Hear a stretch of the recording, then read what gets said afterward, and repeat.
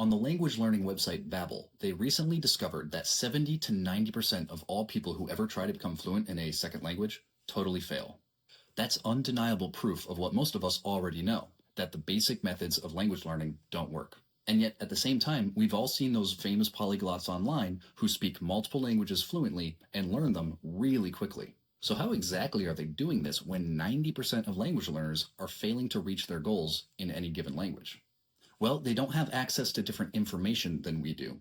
The trick is they process the learning of that information in a different way. Polyglot secret number 6, the bonus one. Take more risks. Language learning is based entirely on memory. If you try to teach a language to somebody with amnesia, they're not going to learn a thing. So the better your memory is, the faster you can learn and use a new language. Pretty simple, right? Well, here's the problem.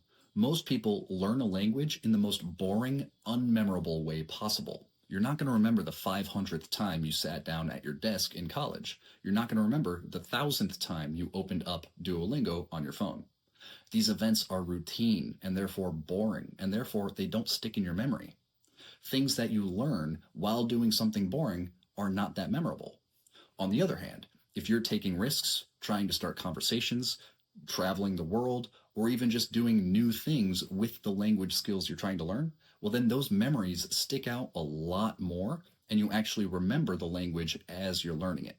In essence, the more adventure you can inject into the language learning process, the better it will go for you. You'll stay more motivated, you'll have more fun, you'll get more experiences, and you'll learn the language much faster and much more deeply. Not to mention, adventure is the whole point of learning a language anyway, right? So just get started.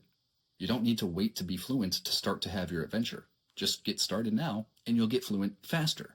This does involve making a lot more mistakes and potentially embarrassing yourself. But that risk is part of adventure, and it's what makes the whole thing memorable.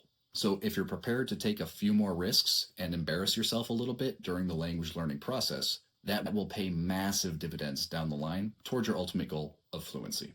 This was bonus part 6 of a 5-part series, Polyglot Secrets. You can check out the other 5 at my channel.